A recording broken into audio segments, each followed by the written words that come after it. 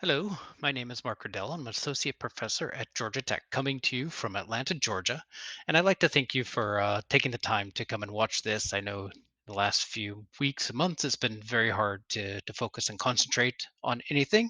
So I'm going to try to make this as fun as possible, starting with the title. So the title of my talk is Dungeons and DQNs. So this is a play on words on Dungeons and Dragons, the popular tabletop role-playing game. Uh, all credit for this title to my PhD student, Laura Martin, who came up with this title. It's also the title of one of her papers, which we'll be talking about, as well as other related work as well. So I'm going to use Dungeons and Dragons as a motivating domain to talk about grounding language and shared experience. So I'll talk about what I think about when I think about what these terms grounding and shared experience mean. But even before we get into that, let's start with something even simpler. Let's think about text generation. So I think we're all quite aware that large-scale transformer-based neural networks language models such as GPT-2 or now GPT-3 have been doing a pretty decent job of creating what would look like as fluent language. So we can put this to the test. We can use any of the available services such as Talk to Transform available. We could type in a prompt. So here we have the prompt in bold. A hungry dog licked her lips as she watched her owner eat. And then everything else was generated by GPT.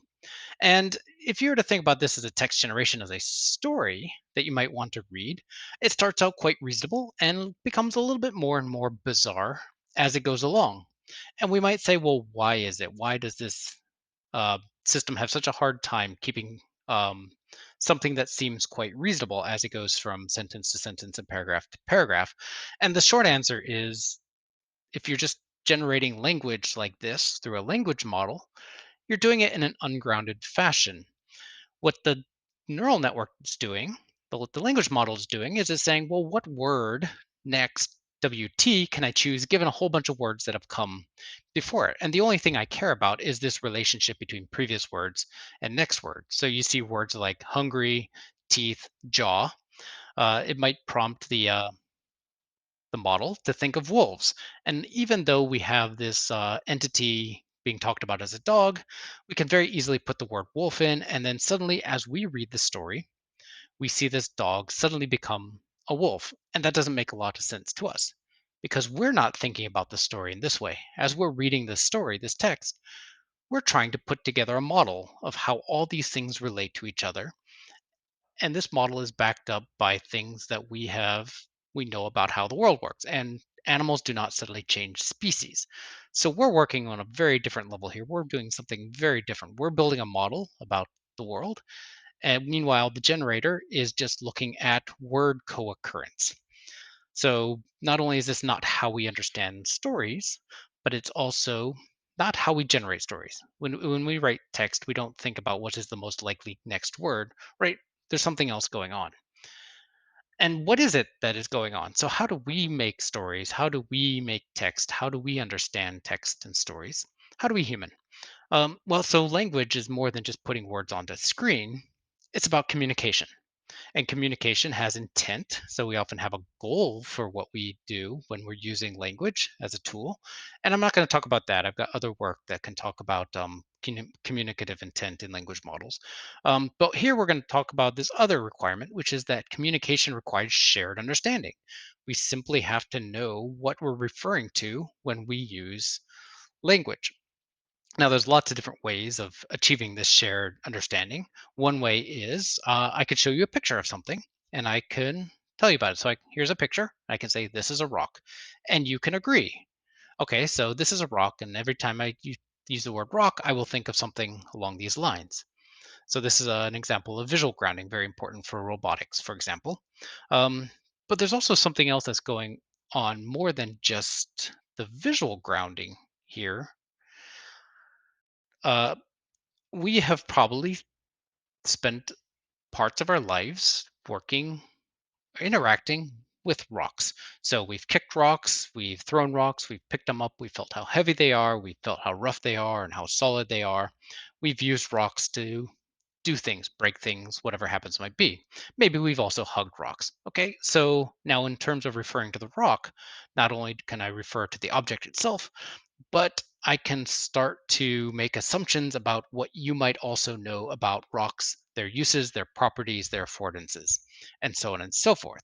So, going beyond just the matching of words to vision, we can talk about grounding in terms of shared experiences. The fact that you and I maybe have had experiences using rocks for various things, and now we can talk about those things. So now, to make things a little bit more complicated, I'm going to continue to talk about shared experiences in the context of a language game called Dungeons and Dragons. Now, I don't. It's somewhat of a cultural phenomenon, much more common to come across in the Western societies than other places in the world. So I don't assume everyone knows what Dungeons and Dragons is. It's a language game. So a bunch of people get together to play the game. It is done largely through language. So you get together, you might sit around a table. There are some key things that happen when we play this game. First of all, players assume fictional identities. Uh, you could be a wizard, you could be a warrior, you could be a thief, you could be a bard, so on and so forth. But more importantly, the way that you play the game is you describe what this fictional identity is that you wanted to do. So if you want to attack a dragon, you say, I attack a dragon, right? So a lot of what this game is about is describing through language what our characters are doing as they meet different circumstances. Now, there may be props, there may be dice, there might be character stats like you see here in the picture. These are largely used for combat, where there are very strict, rigid, structured rules, but a lot of the role playing aspects are done without the rules, the dice, the props is done again through language. Now, because everyone is describing what their characters are doing, that means little scenarios are playing out in everyone's heads. And it's not necessarily the case that everyone has the exact same mental image or mental understanding of what is going on in the fictional virtual world that they're all participating in. Um, so, in the case of discrepancies, we have one of the players is a dungeon master. They do two things. They both uh, introduce interesting situations to the other players, again through language, but they're also an arbiter of truth. So if there is a discrepancy between what people think is going on, then the dungeon master is the one that can, in some sense, break the ties. And most importantly, hats are optional. Okay, so I mentioned that everyone kind of has their own idea of what's going on inside of the game. It's really kind of amazing that this game can even exist. The brain is a very powerful thing going on here. But I do kind of want to highlight one scenario to kind of illustrate what I mean when I say we have different mental models of what's going on inside the game. So you can imagine a situation where the dungeon master says you are standing up against a house in a medieval town, and one player might think one thing about that building, another player might think another thing about the building. And this might be totally fine that they're not on the same page until one of the characters decides to interact with that house, in particular to take a torch and to try to light it on fire. Now, suddenly we have an interesting discrepancy because if the dungeon master then says the building starts to burn, well, one of these players is going to have to revise their mental model. Okay, close enough, person in the yellow. Close enough. Okay, now what's really interesting about this is how did all this happen? It's because all the players have a shared understanding of torches being open flame, flames being able to burn wood, and not being able to burn stone. This may be something they can all imagine, even though maybe none of them have actually burned down a house or a building before. I certainly haven't. I mean, that's what I tell people. And if anyone asks, I was not there and I don't, mm, you heard nothing. Okay, so why should we care about this from an AI perspective? Well, I think that really there's kind of three things that we might care about. So, first of all, we might care about AI systems that enact change in the world through language. We often think about enacting change through the world with robotics, having manipulators that can grasp and move things. But we can also change the world through a language. And if any one of you have ever sent an email in which you asked someone to do something and they actually did that, voila, you've enacted change through language. So we can very reasonably say, well, AI systems are going to need to have this power, this ability to enact change through language as well. These language games in particular, they rely on shared knowledge and shared experience. Later, we'll talk about this in terms of common sense knowledge. And it's an interesting question to me as to how these AI agents can play these games if they need shared knowledge and shared experience. Where do they get this knowledge and experience about the world? And how can we encode and operate on it? And then, of course, it's an exploration of how we can ground AI systems in shared experience. So, how do we manipulate and how do we do better at communicating by making reference to things that we share so that we don't tend to spiral out of control when we do a dialogue system, for example. So, let's go a little bit more into what I mean by shared experience.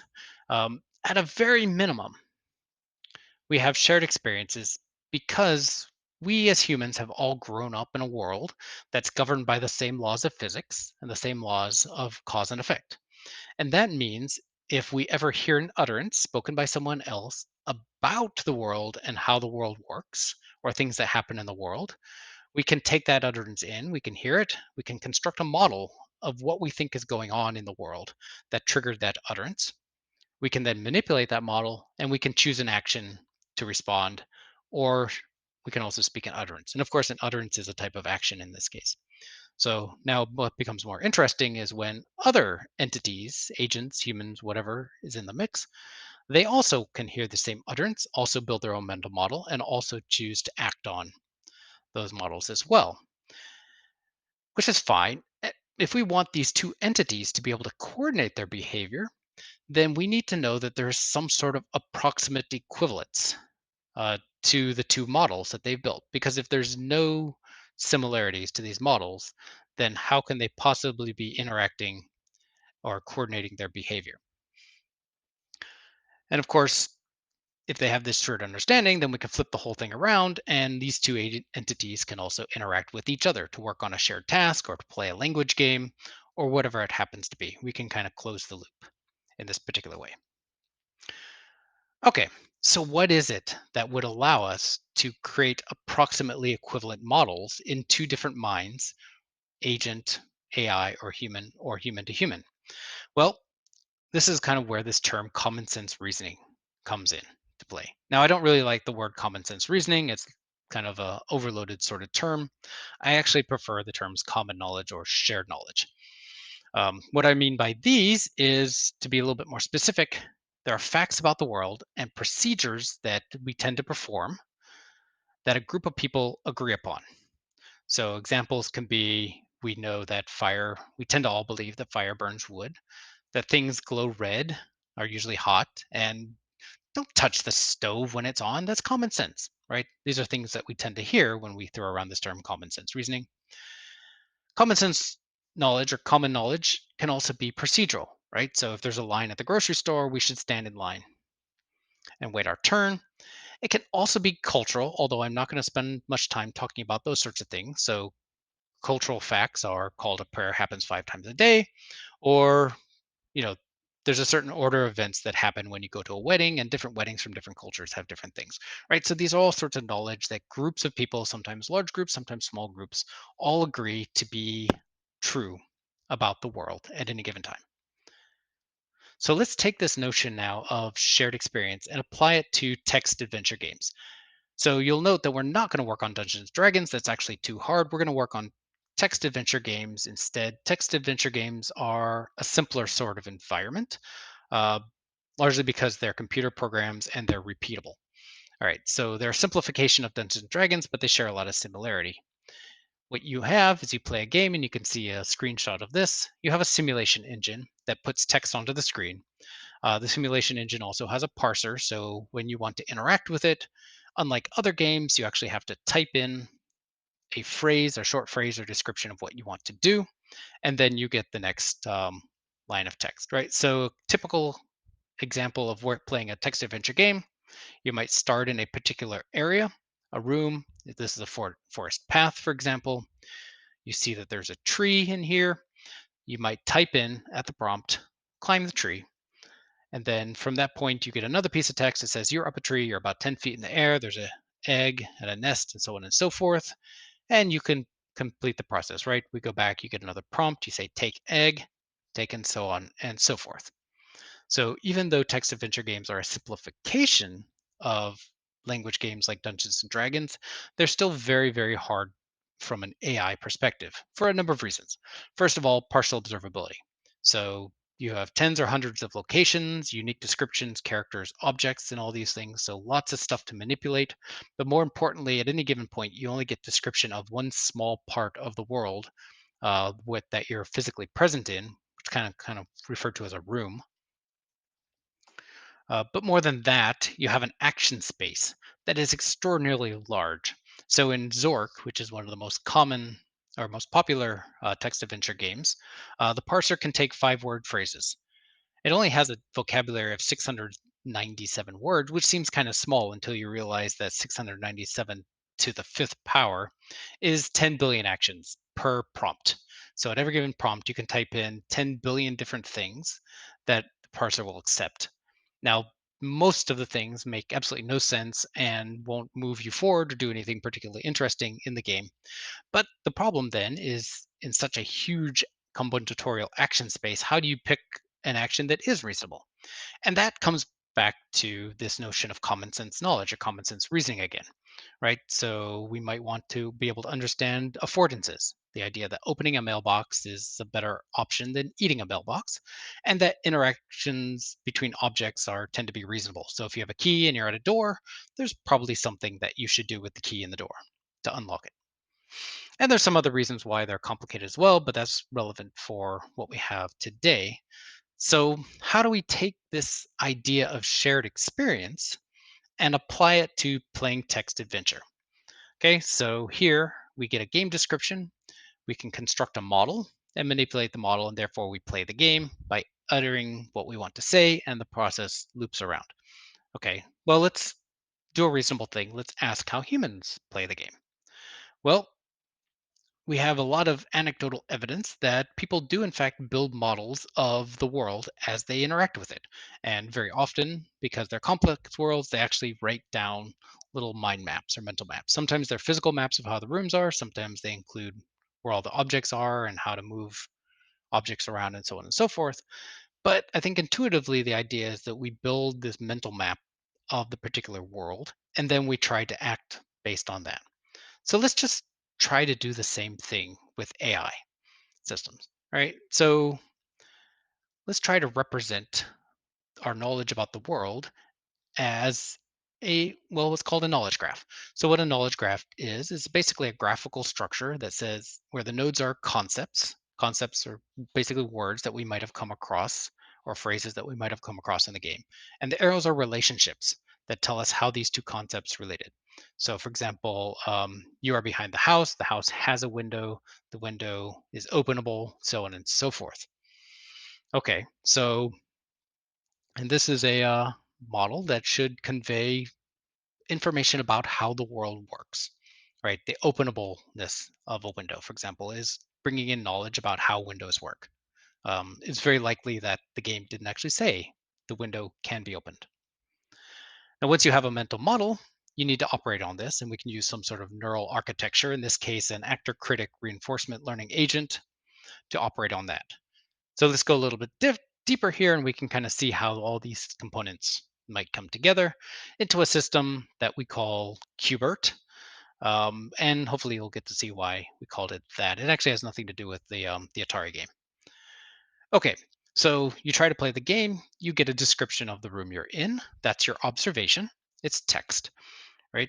From that, we're going to input that into a module that is called Albert QA. Albert QA is a version of BERT, the transformer language model, that has been fine tuned to do question answering. In this case, question answering on what information is in the prompt or the observation, the text description of what's going on in the game. So we can ask it questions like, where am I located? What is it? What is here? What do I have? So on and so forth.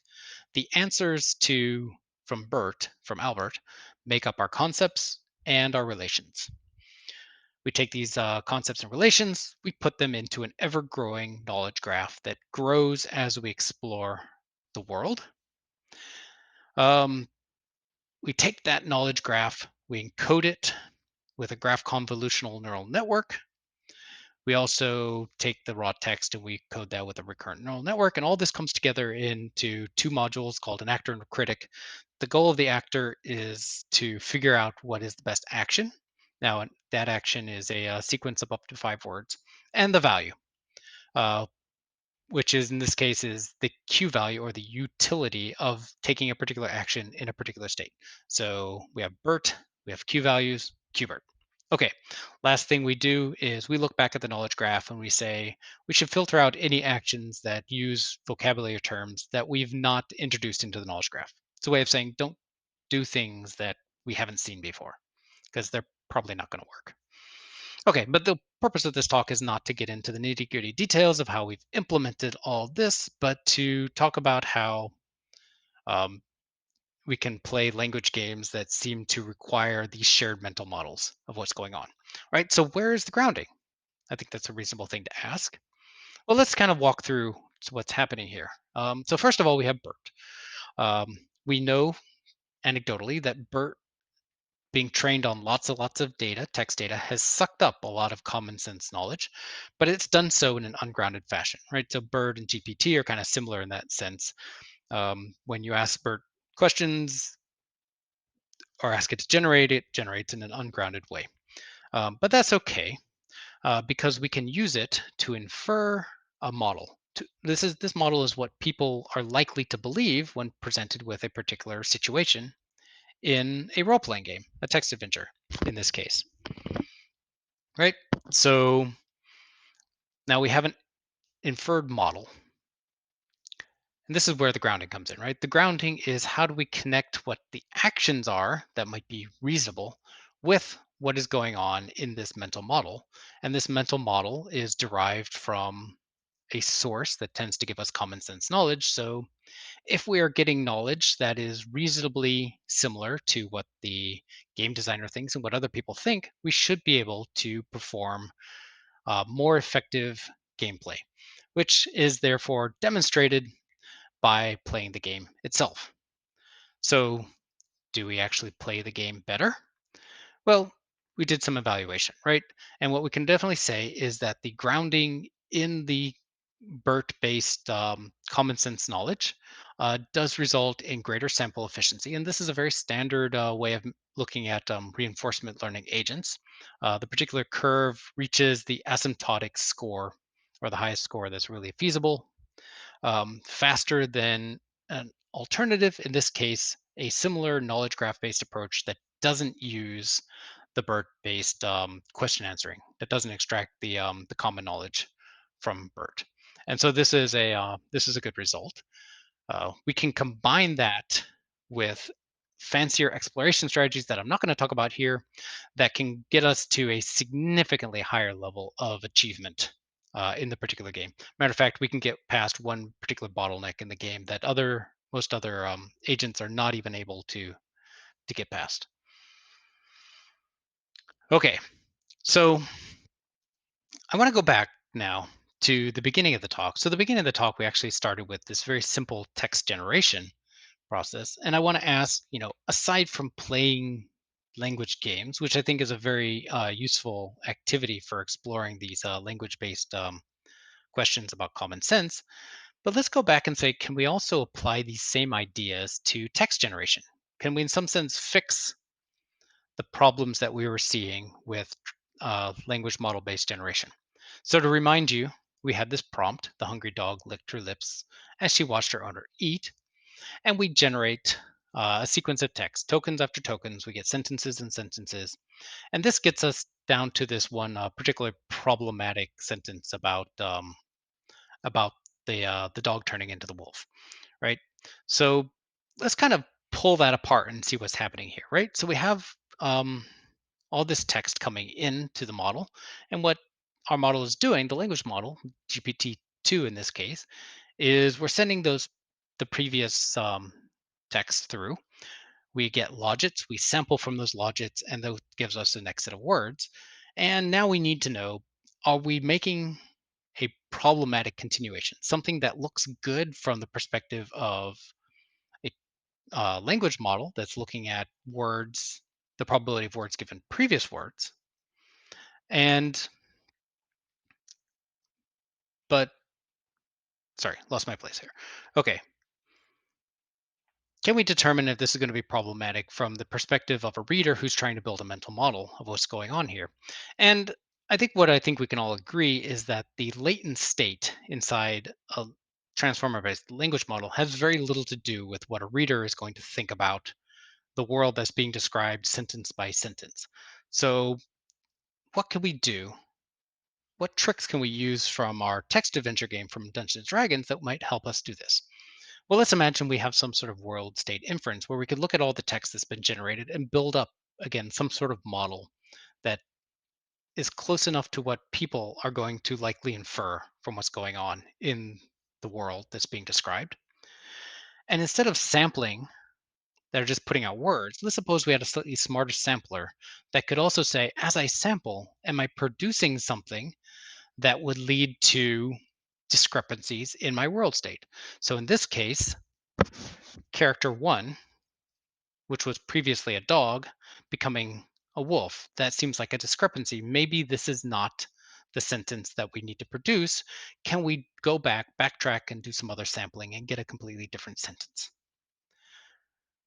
So, how are we going to do that in the text space? Now, the interesting thing about the text generation is that we're working from sentence to sentence. We have a very different amount of information. We don't have these long, elaborate descriptions of what the world is. We have just maybe one sentence or one sentence at a time, right? So we might not be able to use the same BERT based approach, but we can use other things. In particular, there's a linguistic resource called VerbNet that does, it's like WordNet is a dictionary, but in addition to having words, it also tells us what people can reasonably infer from how a verb is used in a particular sentence.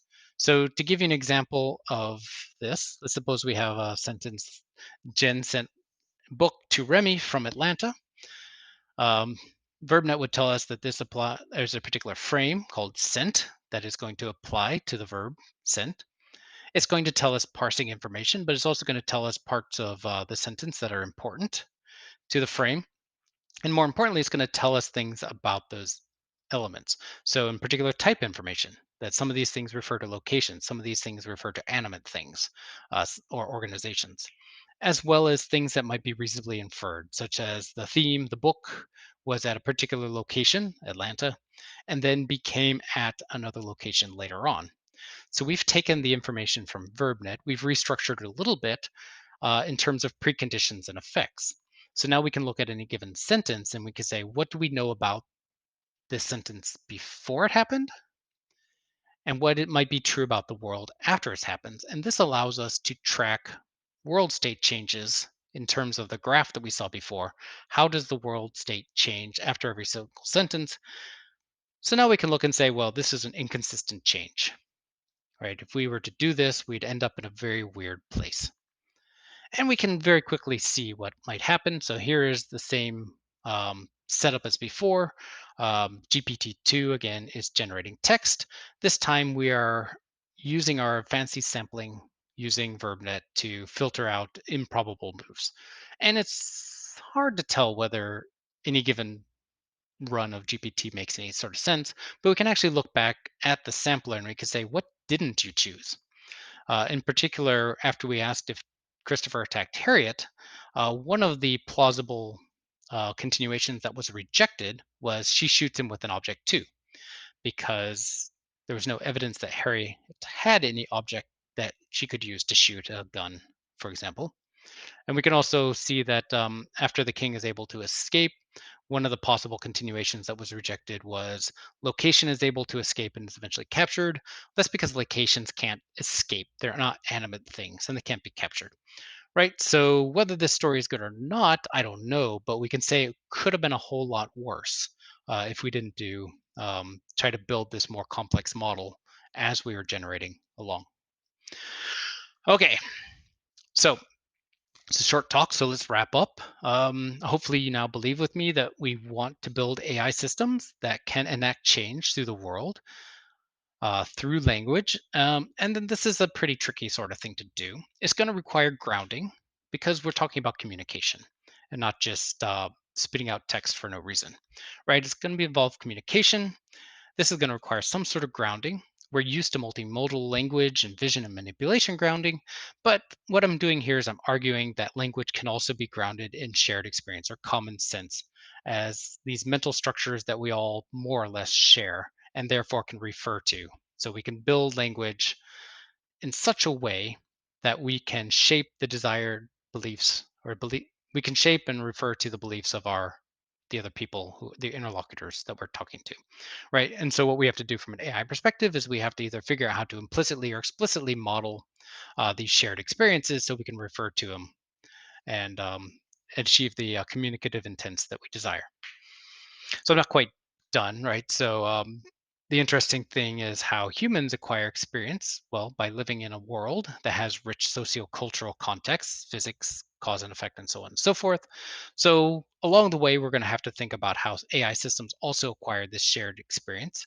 Uh, so, and I do want to kind of point out one interesting line of research that we have found have been working particularly well, which is using stories as training data. So we've already seen that BERT accidentally learns ungrounded common sense knowledge. That's particularly great. One of the reasons why is because it's trained on large number of books, and books are stories that are written by people who are trying to communicate, for better lack of term, mental imagery to other people, right? And that's why I think BERT, in the way it's trained, learns a lot of common sense knowledge. But even if you're not using BERT, there's other sources of common sense knowledge.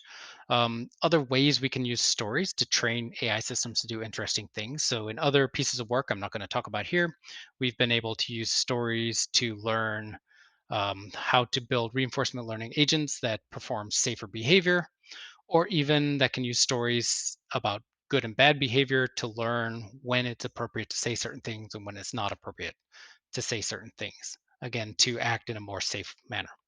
And I think ultimately it comes down to the fact that recurrent and masking based learning approaches have been very good for learning common sense knowledge and even for generating, but it doesn't necessarily do the grounding itself. At least the evidence right now is at this point we can use these as a basis, but we have to do some manipulation on them to figure out how to build these mental models of shared experience onto which we can ground them. So, and this is future work. We'll see where these technologies take us. It's a very exciting time. I want to finish by saying that all this work and all this thinking couldn't have been done with a lot of my great team. I want to highlight in particular Laura Martin, who did a lot of the text generation work that I talked about here. She's also planning on being on the job market in the coming time, so keep an eye out for her. And Raj Amadabrolu, who did a lot of the text adventure work, as well as some support by Matthew Hoshnek at Microsoft Research and other members of my team. So with that, I'd like to thank you all for tuning in. I hope that this was entertaining. I hope that it's given you some things to think about, and I look forward to interacting with you, talking with you at one of the numbers live question answering sessions. So until then, be well, stay safe, and have a fun time at ACL. Thanks.